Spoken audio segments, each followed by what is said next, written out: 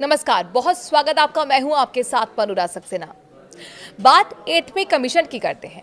क्या डीए और बेसिक पे जुड़ जाएंगे? ये सवाल सभी के मन में है। दरअसल वित्त मंत्रालय ने इसको लेकर तस्वीर साफ कर दी है और क्या कहा है, इस वीडियो में आपको देंगे पूरी जानकारी। प्रधानमंत्री नरेंद्र मोदी के नेतृत्व वाली केंद्र सरकार 8वें वेतन आयोग को लागू करने के लिए लगातार कदम आगे बढ़ा रही है। इस बीच सरकार ने संसद के शीतकालीन सत्र के दौरान उन सवालों का जवाब देते हुए तस्वीर साफ की, जिसमें कहा जा रहा था कि केंद्र 8वें वेतन आयोग के तहत ही महंगाई भत्ता और महंगाई राहत में बढ़ोतरी नहीं करेगी और इन्हें मूल वेतन में ही मर्ज कर दिया जाएगा। आइए जानते हैं सरकार ने इस मुद्दे पर क्या कहा है। सरकार ने कहा नो मर्जर। लोकसभा में सोमवार को इस सवाल पर सरकार की ओर से जवाब देते हुए वित्त राज्य मंत्री पंकज चौधरी ने साफ कर दिया है कि केंद्र सरकार के पास 8 पे कमीशन के तहत केंद्रीय कर्मियों के महंगाई भत्ते को मूल वेतन के साथ मर्ज करने से संबंधित किसी भी तरह का कोई प्रस्ताव विचाराधीन नहीं है। दरअसल ऐसा अनुमान लगाया जा रहा था कि डीआर में बढ़ोतरी न करते हुए इसे बेसिक पे में ही मर्ज कर दिया जाएगा। इससे पहले भी सरकार की ओर से सोशल मीडिया प्लेटफॉर्म ट्विटर पर इस तरह के अनुमानों को सिरे से खारिज किया जा चुका था।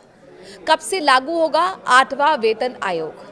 एक रिपोर्ट में कहा गया था कि 8वां वेतन आयोग 2026 के आखिरी या फिर 2027 की शुरुआत में लागू हो सकता है।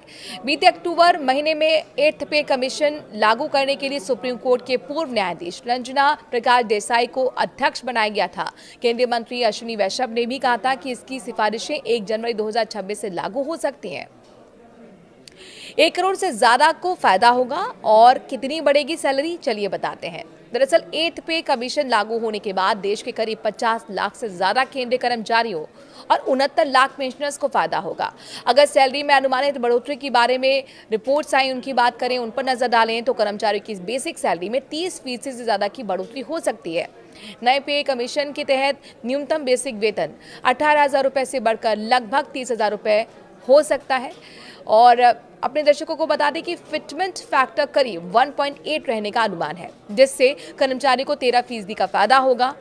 बीते दिनों ब्रोकर्स फर्म एम्प्टिस कैपिटल की रिपोर्ट में दावा किया गया था कि इससे वेतन और पेंशन में 30 से 34% की बढ़ोतरी हो सकती है।